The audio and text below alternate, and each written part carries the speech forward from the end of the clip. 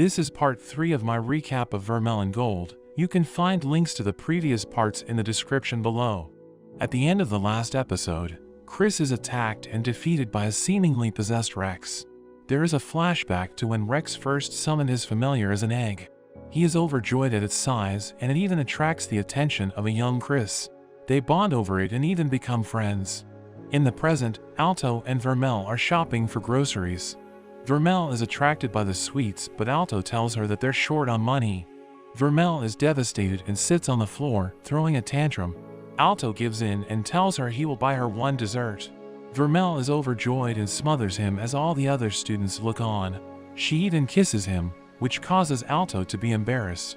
Vermel is confused about what the problem is, as she didn't even drain his mana. Suddenly they are interrupted by Rex's brother, who is in a panic and begs them for help. Chris continues to get beaten up by Rex. She tries to fight back, firing her fireball at him.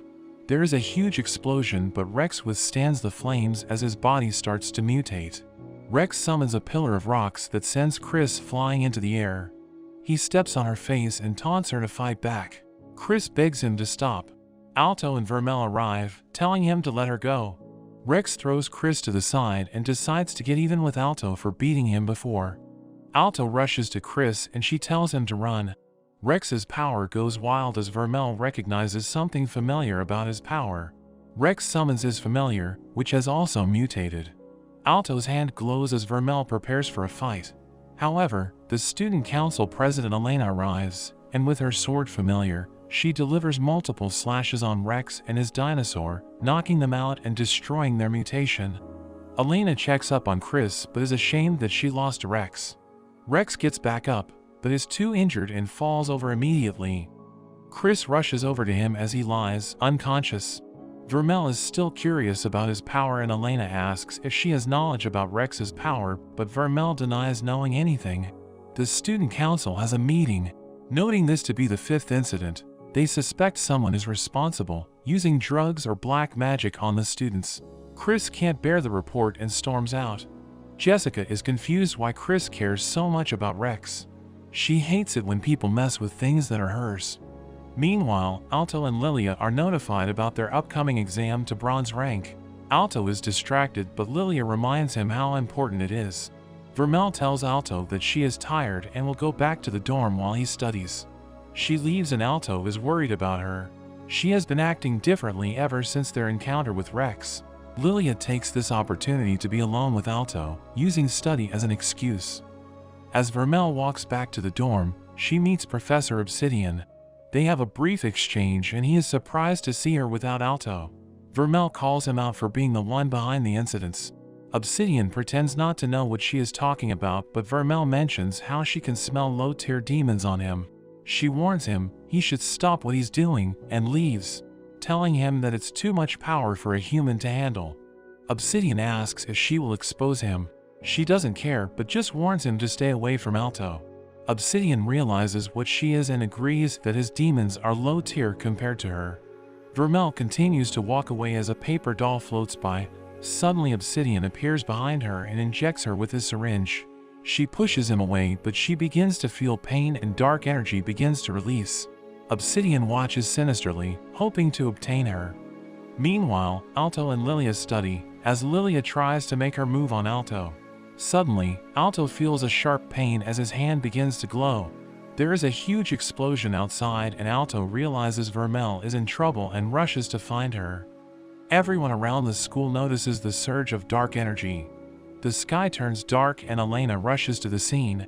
However, she comes across a paper doll which she slices in half. The doll fixes itself and begins to talk. It continuously multiplies itself and joins together, forming a creature that says it can't let her pass.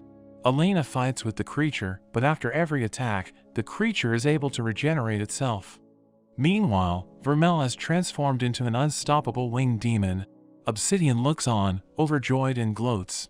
With a swing of her arm, Vermel unleashes a devastating wave of energy, shocking even Obsidian. He uses his magic and wraps a magic chain around Vermel's neck to control her. As Alto and Lilia arrive, Obsidian shows them his control over Vermel, bringing her to her knees. Alto is horrified at the sight, and Obsidian gloats about that he was the one attacking people and injecting them with demon essence to try to turn them into demons.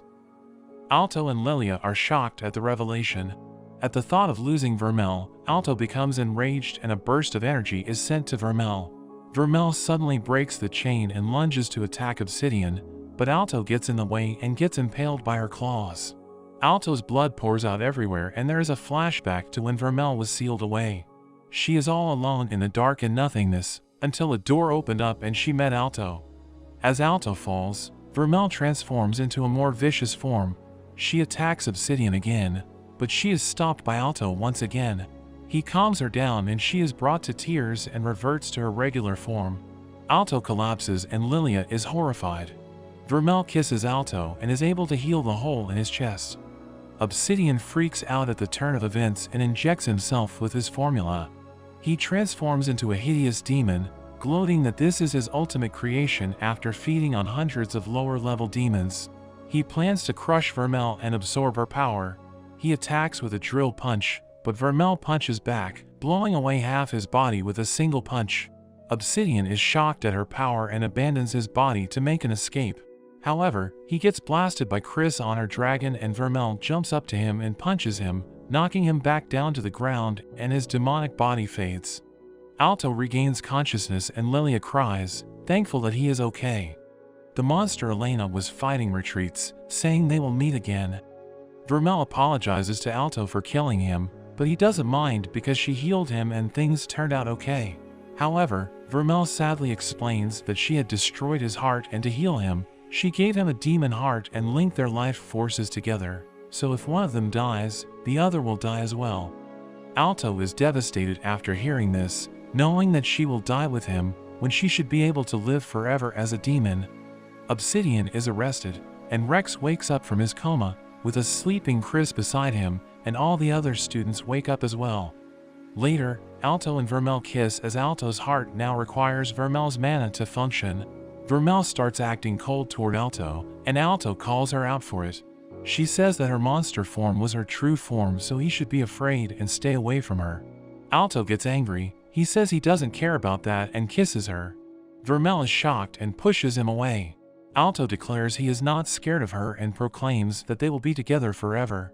Vermel agrees with him and Alto becomes embarrassed and quickly runs away. Vermel is left thinking about how Alto said you should only kiss someone you love, realizing that Alto loves her, and she becomes flustered. And that's where this video ends. I hope you enjoyed this video. Don't forget to like and subscribe. Check out the other recaps on my channel. Thanks for watching, and I'll see you next time.